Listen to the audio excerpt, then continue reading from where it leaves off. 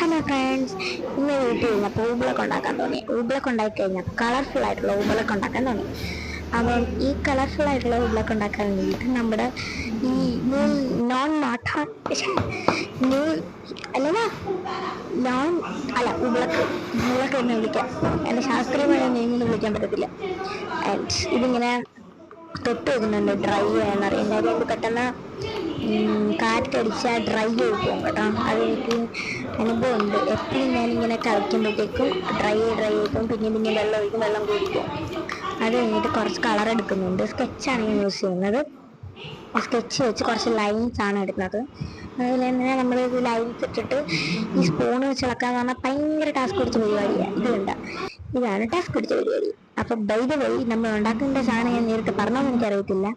ഉണ്ടാക്കാൻ rainbow black ഇതുപോലെ തന്നെ കട്ട് ചെയ്ത് എന്നിട്ട് നമ്മൾ ഇതുപോലെ യെല്ലോ ഗ്രീന് ഈ ഫിൽറ്റർ ഇട്ട് വെക്കുമ്പോൾ ഗ്രീൻ യെല്ലോ ആയിട്ട് ഇരിക്കുന്നുണ്ട്.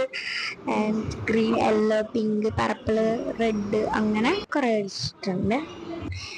ഇതുപോലെ ഒരു ദോശ പോലെ ആക്കിയെടുത്ത് കണ്ട യൂണിക്കോൺ ബ്ലഡ് പോലെ ഇരിക്കും. പക്ഷെ നോട്ട് യൂണിക്കോൺ ബ്ലഡ്. ഇത് ഞാൻ ഉണ്ടാക്കിയത് ഉദ്ദേശിച്ചത് റെയിൻബോ ആണ്. നമുക്ക് ഇതുപോലെ ഇങ്ങനെ റാ പോലെ ഇട്ടിരുന്നെങ്കിൽ ഒറിജിനൽ റെയിൻബോ ആയേനെ. പക്ഷെ എനിക്കത് തോന്നിയില്ല. എനിക്കിതുപോലെ ഇരിക്കുമെന്ന് തോന്നിയത്. അടുത്ത പ്രാവശ്യം ഊബിളൊക്കെ ഉണ്ടാക്കുമ്പോൾ ഉറപ്പായിട്ട് ഞാൻ ചെയ്യാം. പിന്നെ ഞാൻ ഫിൽറ്റർ ഇടുന്ന എന്തുകൊണ്ടാന്ന് പറഞ്ഞാൽ ഫിൽറ്റർ ഇടാതിരുന്ന ഇതുപോലെ ഗ്ലിച്ച് അടിച്ചുകൊണ്ടിരിക്കുക. അതുകൊണ്ടാണ് ഫിൽറ്റർ ഇടുന്നത്. ഫിൽറ്റർ ഇടുമ്പോൾ ഗ്ലിച്ച് അടിക്കത്തില്ല. അപ്പം എനിക്ക് ഫിൽറ്റർ ഇടുന്നത് ഇഷ്ടമേ അല്ല.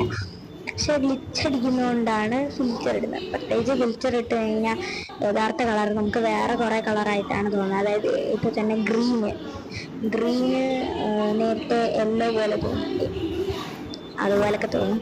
പക്ഷെ ഗ്ലിറ്റർ അല്ല ഇതൊരു ഫിൽറ്റർ ഇട്ടില്ലായിരുന്നെങ്കിൽ നമുക്ക് ഗ്രീൻ ആയിട്ട് തന്നെ തോന്നിയത്. അതാണ് പറഞ്ഞത്. ഇതെല്ലാം കൂടെ മിക്സ് ചെയ്ത് ഏത് കളറാവുമെന്ന് അറിയാൻ വേണ്ടി ഇതെല്ലാം കൂടെ മിക്സ് ചെയ്തപ്പോണ്ടടാ ഒരു ലൈറ്റ് പർപ്പിൾ കിട്ടി. ഇപ്പം ലൈറ്റ് പർപ്പിൾ കിട്ടിയപ്പോൾ നാക്ക് ഉണുക്കുന്നത്.